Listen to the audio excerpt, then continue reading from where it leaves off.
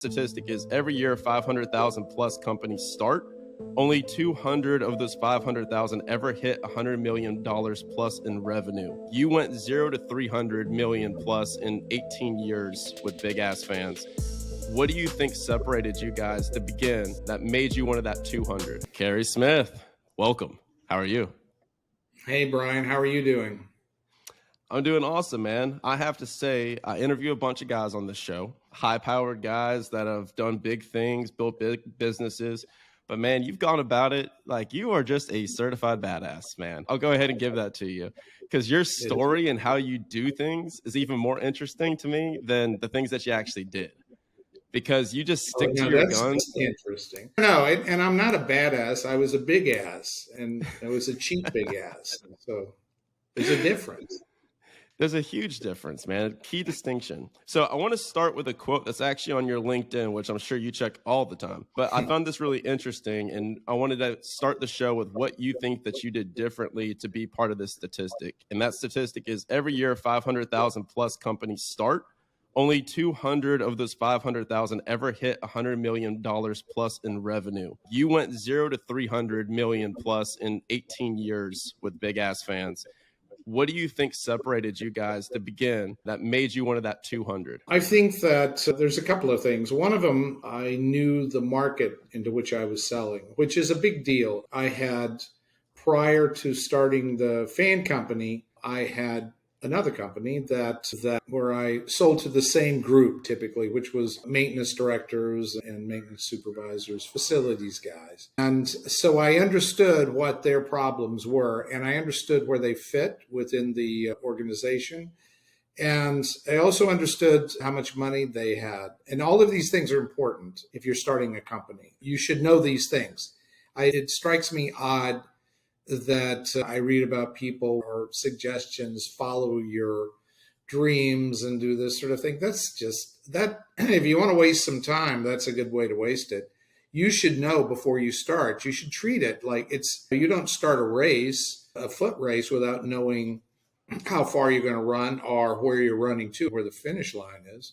And the same thing is true in starting a business. And you have to know that. As a matter of fact, what we do now is we do investments. We're basically a VC firm, but I think that one of the most important things are the main markers that we're looking for, people that not so much, oh my God, this is my life's dream to do this, but that I understand where I'm going. I understand how large the market is. I understand the market channels, the sales channels. I know my customer. If you know your customer, if you know those things, you're halfway there. You really are. There's a quote that you said that I really like, and it applies in business. And I don't feel like nearly enough people do this, where it says, start with the problem, build the solution. So what was the you're problem? Exactly right. Yeah. So what was the problem that you were seeing when you were looking out at the market? You were like, whoa, okay, what's going on here? And how can I fix this? The problem is, or was, and I guess it still is, I can't say that I'm that close to the market anymore, but is that in the U.S., especially in the South, a lot of people work in facilities or did work in facilities that were not conditioned, especially in the summer, and incredibly difficult working conditions.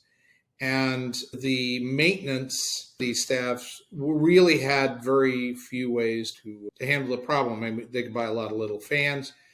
Obviously, they could air condition, but the cost of installing a huge, you're talking about big places. These places typically from 100,000 to 1,000,000 square feet. Yeah.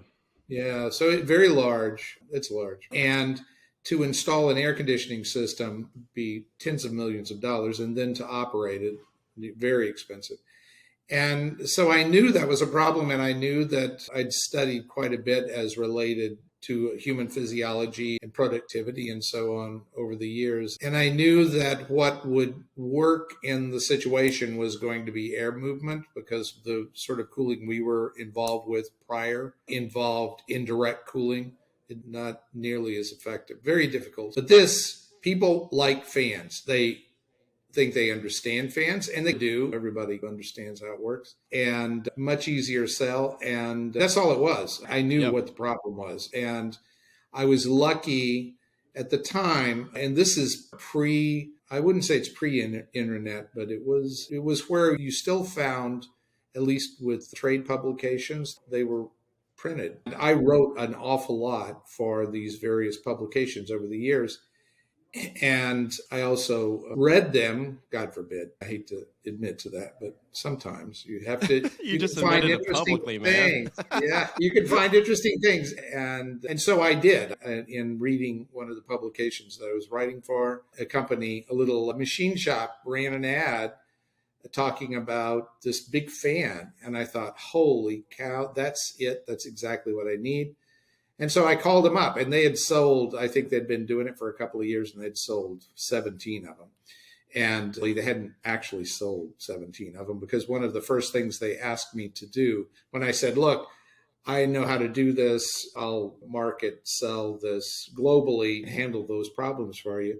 And the first problem they said was, do you think you can collect from our customers, these 17 people? And it's, I'm going to try. I didn't, honestly, I couldn't do that.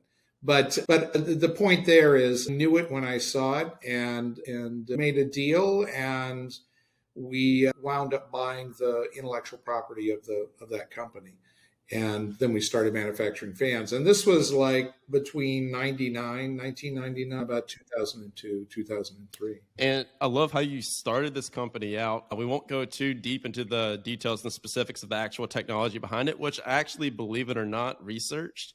So you actually started as HVLS fans, so high volume, low speed. And then so you were solving two problems. You were solving the problem for the consumer on the floor because they were hot as hell and sweaty. And you were also solving an economic problem for the company. So then it was just a 1-2 punch. And the reason I know this was, believe it or not, Carey, my profession before I was just a schmuck talking on a podcast was I sold uniforms for a living. So guess where I was 24/7. I was in the same factories. I was in the same manufacturing plants. So I was very familiar with your problem and your solution. So that's why it's pretty cool, full circle today to be over here. I want to talk about the transition from HVLS fans that you're selling to big ass fans, because we're talking about the TAM, the total addressable market here, and the people that you're selling to. The branding played perfectly into that personality type. Talk about your positioning from the technical term to the brand name and how that impacted your business. I think that it was interesting, and we got a lot of pushback when we changed the name from HVLS to Big Ass. And it was funny because I thought that was funny that we got pushback. And you're exactly right. The guys and the gals, there were more guys than gals in those positions, but it was like our sense of humors, they aligned. And so then we could get away with an awful lot of stuff. And we got a lot of pushback, but these people loved it. Our customers loved it. Our wannabe customers loved it. And they would write us letters all the time, about, I don't know where these people get off. I go to church every Sunday, and Mary rode to Bethlehem on the back of an ass, and what the hell is this? And it was great. It was super duper. And then it allowed us I made it very easy for us, really, to do the hats. We had big ass hats. We had these little donkeys, the toys that we used to have fights with, and we used to, of course, video that. And people, I don't know, we had a culture that I think people working in other companies aspired to. People, honestly, I think wanted to work for us, and at some point, at some level. And we even had architects tell us years later that I was so anxious. I knew I was going to be able to specify a big ass fan sometime. And here it is. And I'm able to put it on my title block that this is a big ass fan, and so forth and so on. We built a culture that promoted, inclusion. And in the way we looked at it, the way I look at these things, we did everything. We did our manufacturing all in the States. The people we used as suppliers were very close to us in terms of geographically close. And that made a difference, because it meant that if we had a problem with one thing or another, and when you're manufacturing it's not software, and you do have problems, and you do have to go see your suppliers and occasionally whack them over the head. And it helps if they're very close to you. If we were making the product in China, it's completely out of control. But we were very focused on quality, because I always felt that you should do for the customer as you would have somebody do for you. And in order to do that and actually execute on that, you have to treat your employees or the people that are working with you the same way, because you can't. All of us have seen situations where, the sales clerk or the stocking clerk or whatever, they feel like they're put upon, they're not being paid properly. Maybe they're even working in an unair-conditioned or unfanned building. And then the company for which they work imagines that they're providing top quality service to their customers. And that's just bullshit. That doesn't happen. And if you want to make sure that the customer is treated properly, you have to put on the same pedestal. They have to be the same. And as a matter of fact, the suppliers do too, because you get a lot of ideas from suppliers. But you treat everybody the way you want to be treated. This is like kindergarten. It's nothing. It's just like the simplest stuff in the world. But nobody does. And when you do that, when you do that and you have fun and people sense you're having fun, and we had a lot of things, but that's what we did. And so we had this culture that we exported in essence, and it was very popular. And I love that you say that, because I don't know if this was still the status quo, but I know back in 2014, you were paying your employees 30% above the minimum. And I knew that goes back from that article. There's 2 specific stories about where your mom got a ham as a freaking bonus for working all year. And then she used to come home and be like, Carey, I'm getting a ham. I'm getting a $5 ham for all this extra work.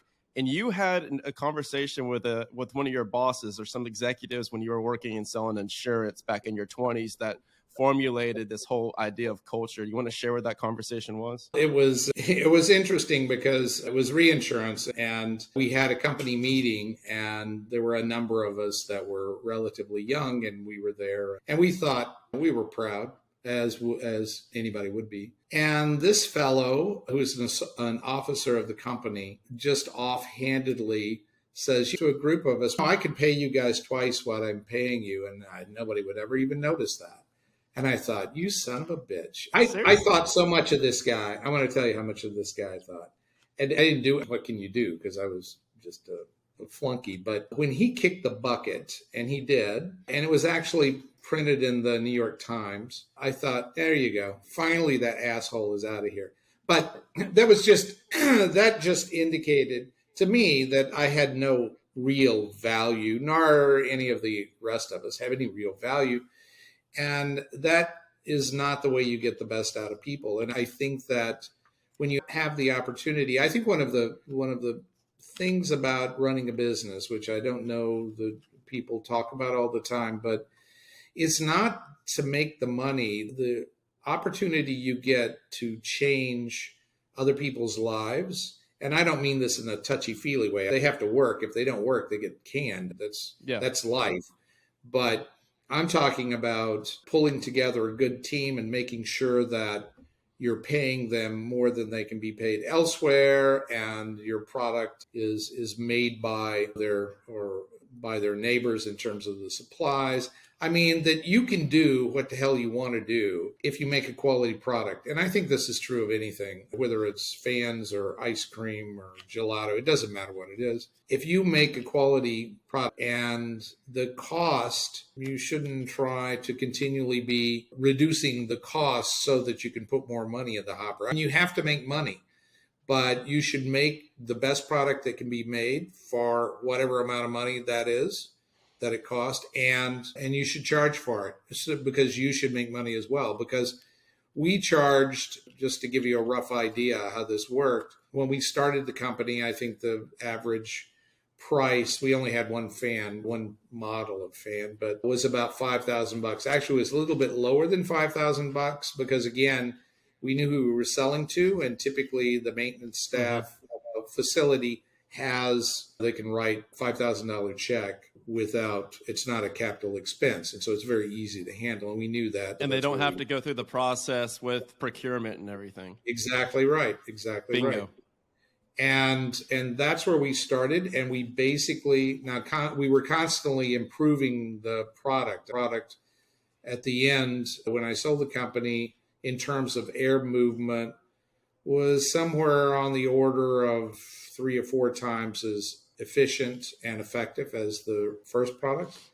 But we raised the price the entire time. And when we started, we had 100% market share, obviously, because we were the only people in the market. When we sold the company to almost 20 years later, we had somewhere around an 80% market share, which is interesting because our fans cost, if you went to buy one, by that time we had lots of competitors, lots of Chinese competitors as well, that you could buy one of their fans, for 30% of what ours cost. And so we control the market with the most expensive offering on the market. And the only reason we were able to do that was, because of the quality and because of the culture and because you're building this piece.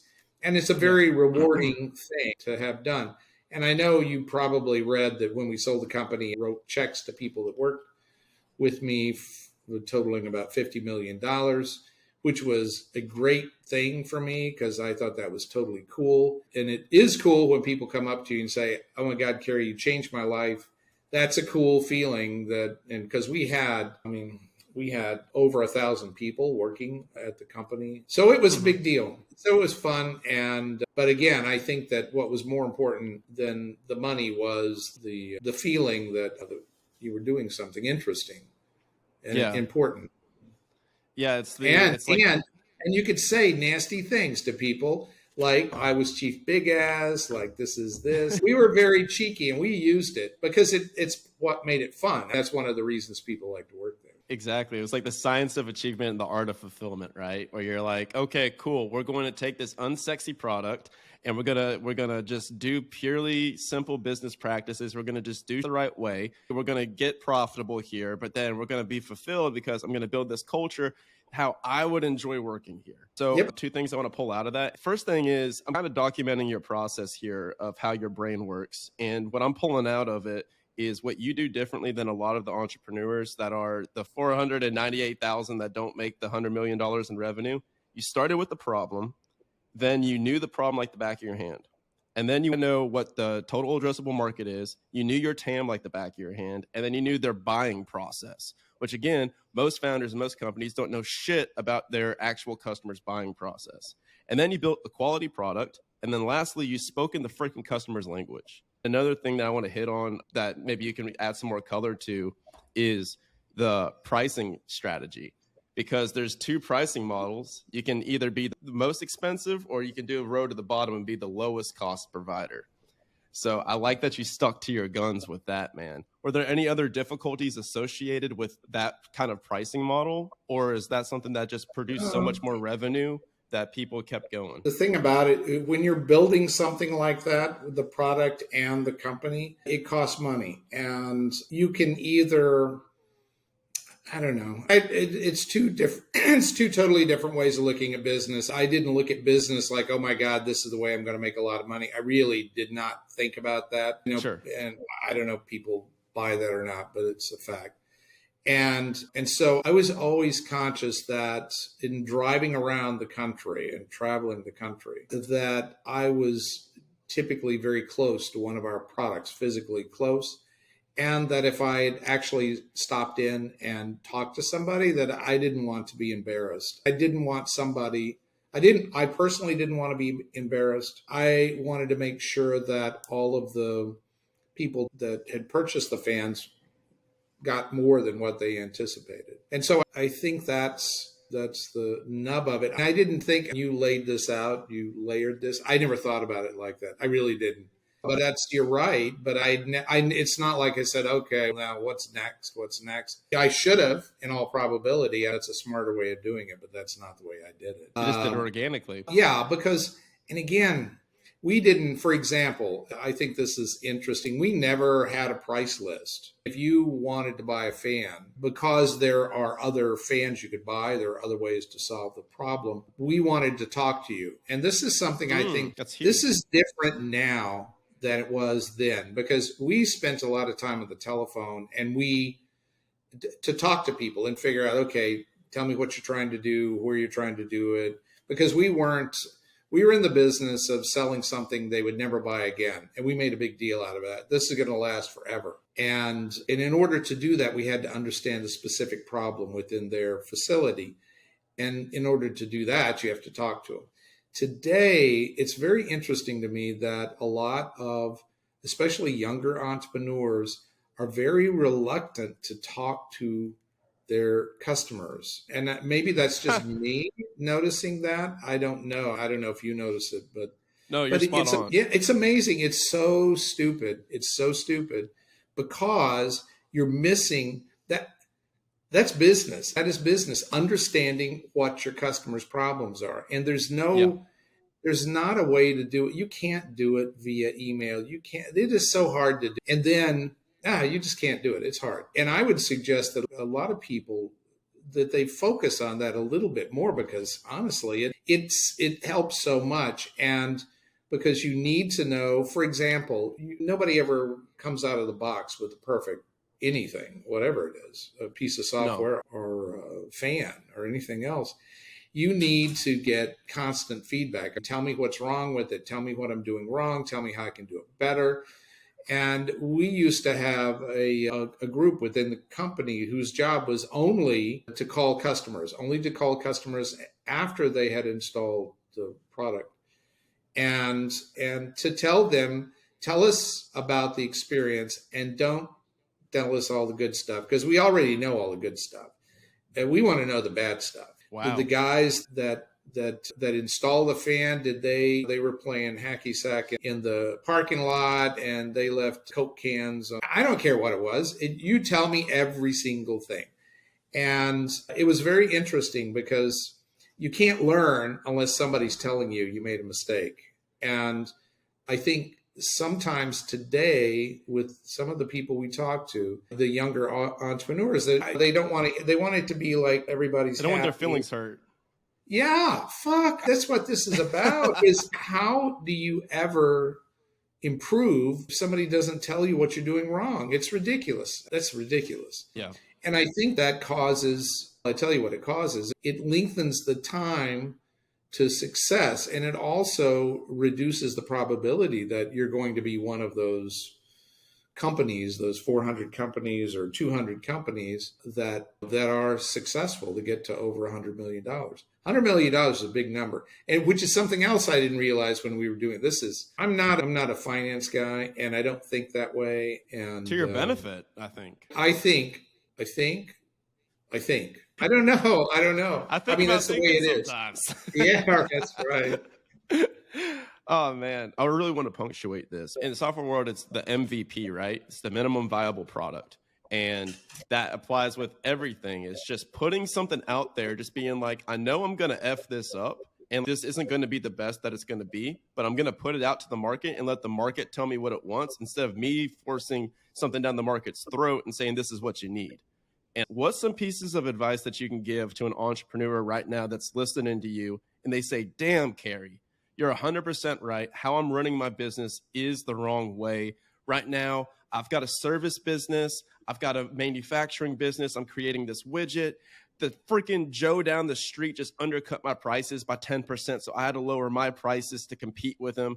How the hell do I change my confidence and change my business to be able to be the most expensive product in the market and be proud of it?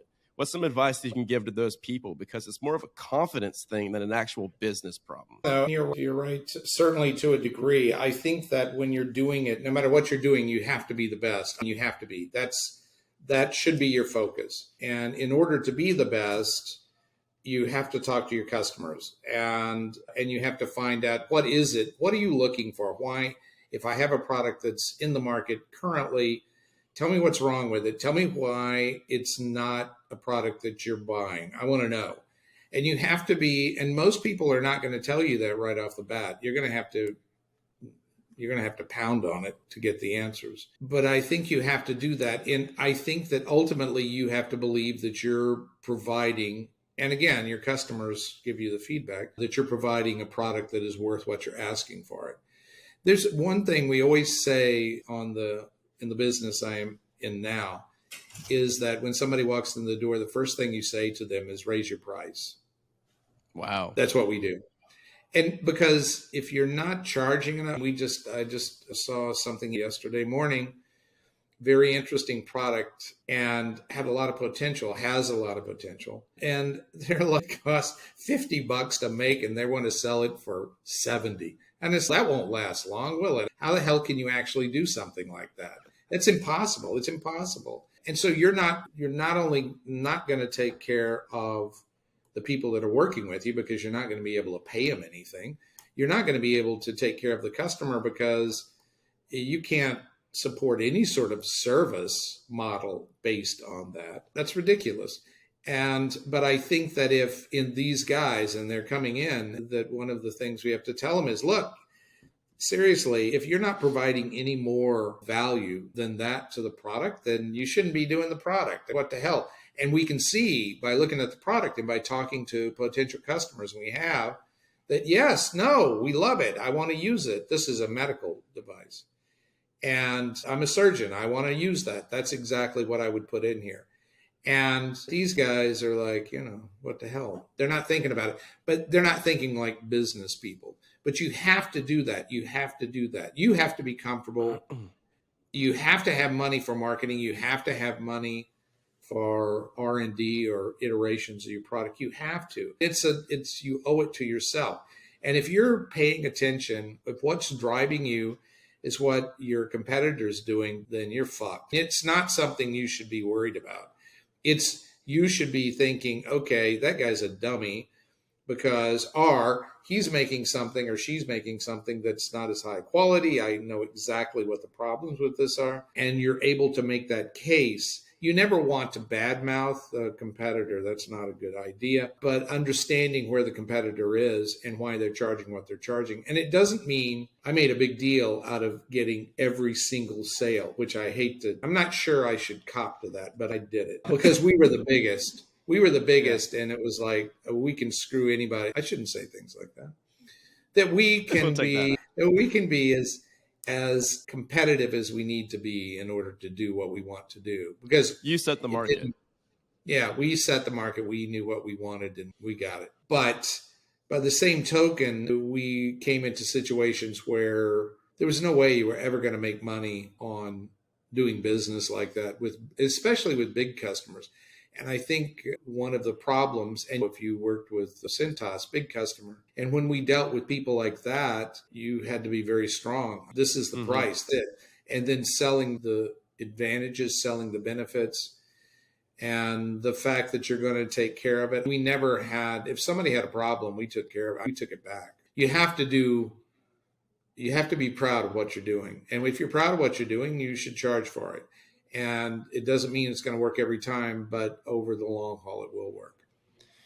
And what you did was you made it more than a commodity. And exactly. So if anybody's listening to this podcast right now and you're saying, oh, I sell a widget, I sell this, I sell that, I can't make it more than a commodity. It's a transactional business. Bullshit.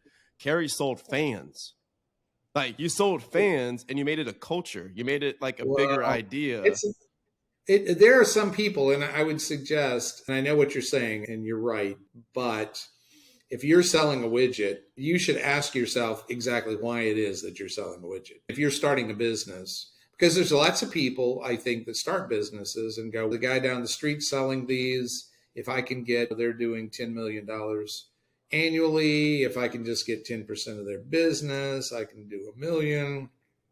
They'll be happy. Yeah. That to me is not, you should try to avoid that. Yeah, it is. I hate to say it's lazy, but it's not rising to the occasion. That's a fact. And when you're looking for things to get into, if you said, oh, here I am out of school or out of this first job or second job, I want to do something, you should really put some effort into thinking about it and getting to know the market so that you'll know what you're doing.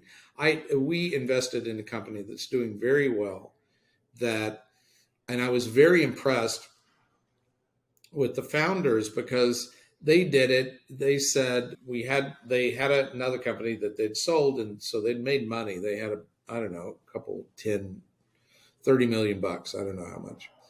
Sure. And they they were young and they wanted to start another business. And they said, now what is it we want to do? And what was foremost in their minds was, okay, what can we do to make money? What can we do? How can we build a product that's going to fill this niche? And they found the niche and they filled the niche and they'd done exceptionally well. Now, that's not the way I did it, but I can tell you I was in awe of them because they were thinking about this. That was what they were concerned about. And they solved that problem.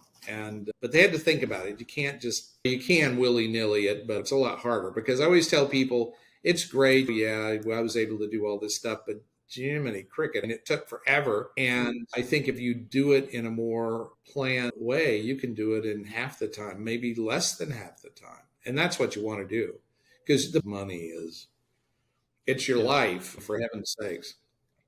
Yeah. A couple of the key takeaways I've got so far is being the best product and the most expensive, being the most expensive in your market. A tactic that you said that you glossed over, but I really agree with, is everyone is leaning towards just having their sales page and they just throw it out online and people can just click and buy and there's no interaction. So you didn't have any pricing. They had to call in and actually have a conversation with a rep of yours to be able to do it. And then you also had people call and say, hey, what did we do wrong? You had an entire department dedicated to seeing where you messed up and what you did wrong. And I love that because nobody's doing that because they don't want to get their feelings hurt. Yeah. I want to make sure that last point, that was something we focused on. And that was harder than it sounds because because people, an awful lot of the time don't really, oh, it was fine. I like it. Of course, it was great. They expect that's what you want to hear. And you really have to dig into push. it. Yeah, can you give some tactics on that? Can you give some ways that you guys were able to dig into the rot? You have to, the people that know the most about this are going to be the people that are in terms of the management or the lowest. They're the guys that install the damn thing. They're the guys that work under it. They're not, it's interesting to know what the supervisor says or the director says or the manager says, but it's very interesting to know what the guys that installed it said. And I'll tell you the sort of things that we ran into, which were interesting, is in the installation, because this is a big couple 100 pounds. It's heavy.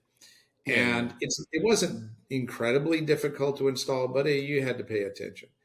And the hardware that we provided to install it had to be installed properly, and you had to use what we sent you. There were a lot of nuts and bolts. They were grade 8, which is the highest grade. A bolt, because it's a big item. It's a big ass item.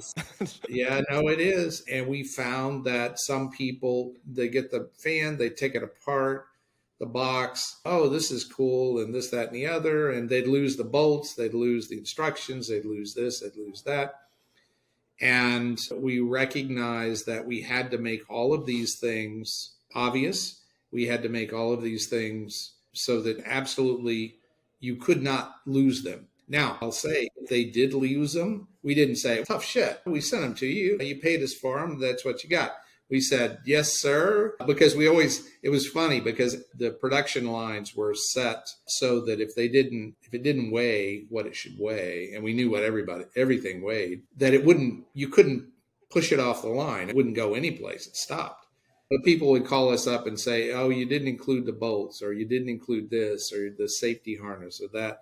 And I know that's not true because he couldn't have even gotten out the bore, but fine. Oh my God, what a terrible thing. We'll get those to you. Like right now, we apologize. And we used to send M&Ms to people that we screwed up like that. We didn't screw up, because the last thing you wanted them to do, the last thing you want them to do is to go to Home Depot and start buying bolts. There's a big difference between a graded bolt and just what you find at Home Depot. It's crazy. But that we found that we needed, and we also found that after talking to these people that over a long period of time, that we had instructions, and the instructions were in English, and we could put instructions in Spanish too. But we realized that some of these people, they don't read either English or Spanish. And so it became very pictorial, everything that we did. And Wow. and we found the other things we found that was that your salespeople are always anxious to sell whatever you're making. And sometimes they got a little overexcited. And we had situations where we sold products that shouldn't have been sold, should not have been sold. The customer understood what they thought they were buying, but not really. And we knew it was wrong. So when we came to situations like that, we took them back. We gave them their money back because they made a mistake. We made a mistake. And that's the way we did it. We had one ridiculous situation where one of the salespeople sold a fan to be installed in a old, I guess it was cathedral in Brooklyn. And there was no way they could get a lift inside. They couldn't do all these things. And they built scaffolding. And this was Union Shop. And they built scaffolding to get it up there. They put it up. The priest calls me after this is all done. He says, "Hey, Carey, this is not good. This isn't what we wanted." And they were raising money from their parishioners to do this. And so I said, "Okay, fine. Well, let's just take it down. So don't pay us. We'll take it down." What I didn't realize initially, I did shortly thereafter, was that they had to put up the scaffolding, that the scaffolding was installed by Union number 1. And it was outrageous. So this fan is, I don't know, $8,000. I wound up paying for the installation of the scaffolding the first time to put it up, installation of the scaffolding to take it down. Anyway, it cost the whole thing $65,000. And I said, fine. And when it was all done, I said, is there anything, because they had this in the New York Times. All of the parishioners had signed the fan. It was terrible. And I said, is there anything I can do for you? Because this just seems like it's been a pain and it's our fault. And he said, I need to replace some of my windows, some of my stained glass windows. And I said, fine. I said, how much? And he said, $10,000. And I said, fine. And so this job, which we made nothing on, we didn't get paid for it all, it cost me $75,000. But the advantage, one, nobody said anything nasty about us. Two, I was able to tell everybody in the company, and this I think was important, that when we make a mistake, God damn it, we take care of it. I don't care how much it costs. I really don't care. It doesn't matter. We take care of it. We cause problems. And again, that was part of the culture of the company, was if you make a mistake, you pay for it. And I could tell you that as you're working for me and I say, hey, Brian, when you fuck up, make sure you take care of it. Maybe you remember that, maybe not. But if you do it yourself, if you do it and you say, this is what I did and I'm proud of it, and you should be too, I think that's how you convince people that are working with you that, well, he's serious and he's dead serious about this. Because I always told people that we have to make money to stay in business. We're not necessarily in business just to make money. And I don't care if we lose money on an individual transaction. And we did. Occasionally you do that, but you do it for a good purpose and it makes sense. So anyway, that's culture. Yeah, the audio matched the video. It's like leading from the front. And there's a book, the author is going to come on this show, but there's a book called The Mom Test. And the mom test is basically the same thing that you're talking about, where it's like you're asking for feedback. But if you ask your mom, you go to your mom with a business idea and you say, hey, Mom, I've got the best business idea ever. Can you tell me? Oh, honey, that's the best thing I've ever heard. It's bullshit. She's lying to you. So instead, you're saying, hey, Mom, do you have this problem? Hey, have you done anything to solve this problem in the past? What did you spend on it? And so it's a really cool progression. But for the sake of time, I want to be conscious of your time here too. Sure. I want to talk about the exit, because that's what started this show. And that's what even got me interested in interviewing you in the first place. Is you said, okay, I want to sell for 500 million. And they go, okay, we'll give you 499. He said, no, fuck you, 500 million. And you pulled it out of thin air. Walk me through this story. Yeah, I'll tell you how it really started. I'm not suggesting that people do it this way because it's the thing about it is I did not give it enough thought. I should have thought about the whole thing more. But what happened Fair. was I came out of a meeting and I was just, for whatever reason, because sometimes you come out of meetings and you're not in the best of moods. Fair. And I said, fuck this thing. If somebody would give me $400 million for this, I'd be happy to walk away from it. And I had my COO who hadn't been with me that long. He said, really? You would do that for 400 million bucks? And I said, yeah, I'm just tired of it. And so then he says, oh, okay, let me see if I can do anything. It's like, and then I turn around, leave the room of the conference room, and walk back in, and I say, no, make that 500 million. Because I didn't think, and this is stupid. This is the stupid part. I thought, why 400? Make it 500. Why not? I just do it. And that's how that got going. And it really was not a serious thing in my mind. But the COO was somebody that had worked with General Electric for him. It was like, oh, okay, I know people that might be interested in this. Shopping around. And it was it wasn't something we talked about or even thought about. Actually, I mentioned it to my wife one time and she's like, oh, come on. Will you cut it out? This is ridiculous. But anyway, it went through the process, and these processes take some time. It took about a year. And so when you get into it, I was like, okay, fine, that's great. That seems like a reasonable amount of money. It seemed like a huge amount of money to me at the time. But there's all sorts of work that goes on with companies that are interested in buying you and diligence and on. And so it got down to the end, and I'm talking about, let's say that was January. I'm not sure exactly when it was, but it was early in the year, between January and April. Anyway, whatever. And we get around to it in the final quarter of the year, and it's serious now. And so these guys are like, we've been looking at this, that, and the other, and we think maybe a fairer price for this is $450 or $460. And I told them, hey, I've got an idea. Fuck you. If you want to buy the company, it costs 500 million bucks. And if you don't, I don't care. I'll just keep doing this. It's not going to kill me. I'm ambivalent, which is the important part of this is not the way, not the lackadaisical way I approached this, because I'm not sure that was good, but was that I was absolutely ambivalent. I could have cared less. Position of power. No, you're right. There's nothing scarier to somebody sitting across the table than to be told, I just don't give a shit. We're going to do it this way, or I'm out of here. I don't care. And that's the way it turned out, and which was amusing because, and I didn't even realize this at the time, that there was actually a term for this, which is retrading, and that I should have expected this, but I was so clueless, honestly. I didn't, and it just pissed me off. It really did. It made me very angry. We all came around, and they agreed, and that's what they did, and that's what we did. And sold for 500 million, 2017. Yeah.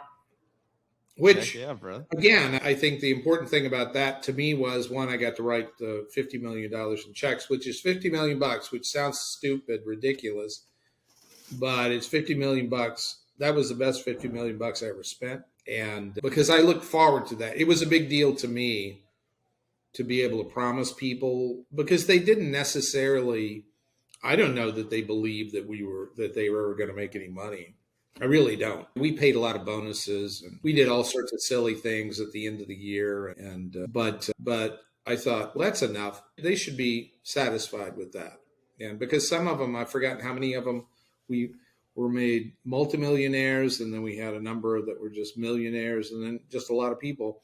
But it wasn't just people in the C-suite. It was guys driving fork trucks too. But they had done a very good job, and they were people you could depend on, and they'd been with us through thick and thin. And it was great to be able to do that for them. It was a great feeling. Man, but that's what that was about.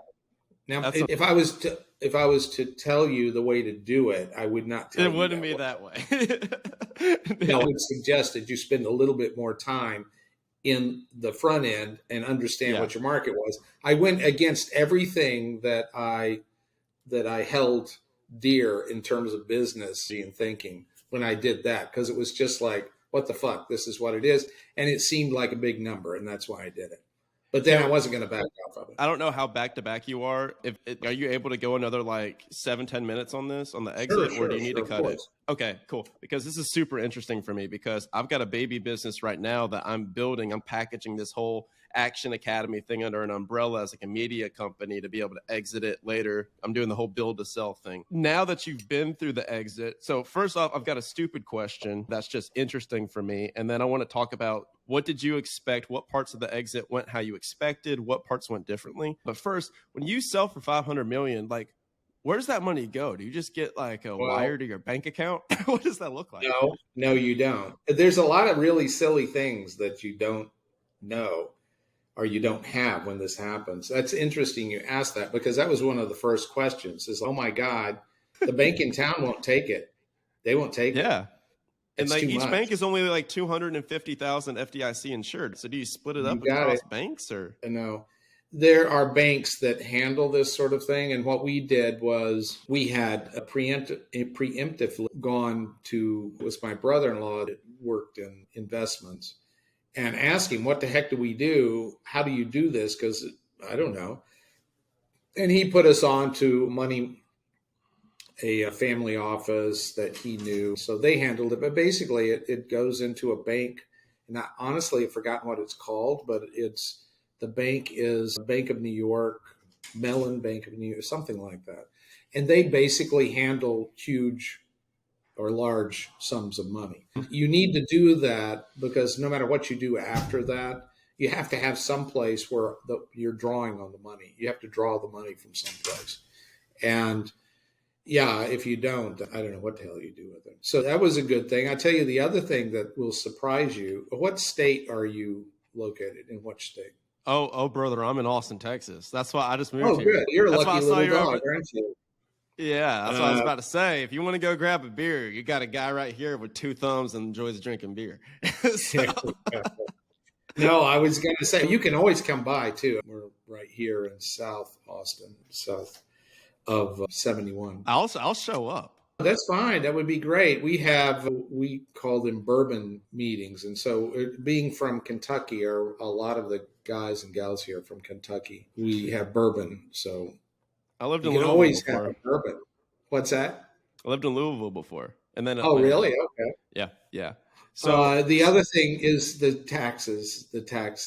Now, in Texas, you're good because you don't have to worry about the state taxes. I don't know the way a media company is handled because every single one of the states is going to want a piece of you, even though you think, how in the world? I've never even stepped foot in Idaho, but Idaho will want a piece of you. I'm incorporated in Wyoming. Oh, you are? Okay. Yeah. It doesn't matter. We were in Kentucky and we were California taxes. What? They chase you forever. Oh yeah. Because we sold in California. We sold all over. So it matters about the physical play. Oh shit.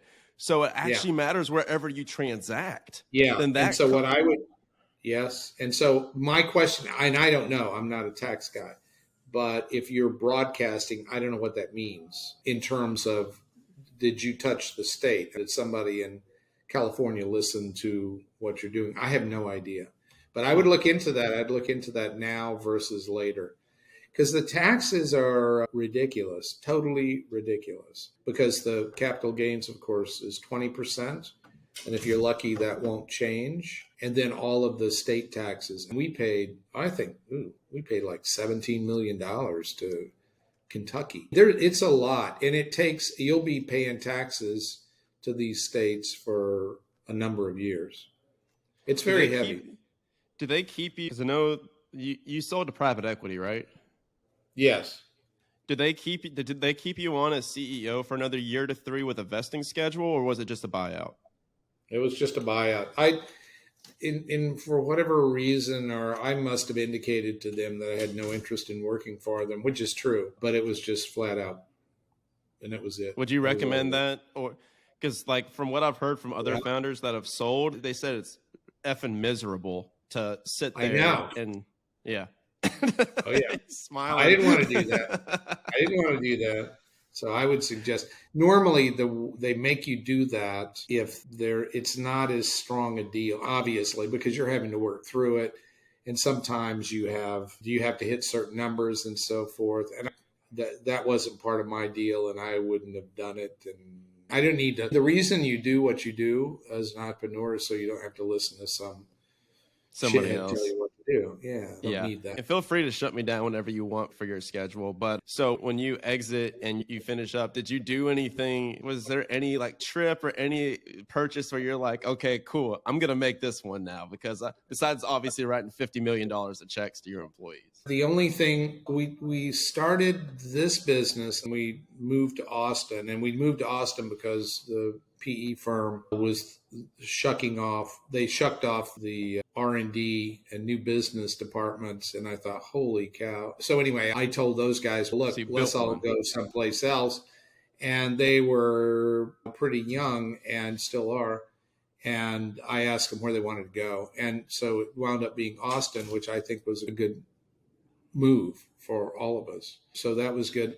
Other than that, my wife wanted to buy a place in Manhattan, and so I did that.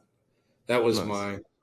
And then the place in Manhattan, the roof caves in, and it was wonderful. The thing about Manhattan, if you ever did you put the big ass fan in the flat? What'd you do, dude? No, hell no.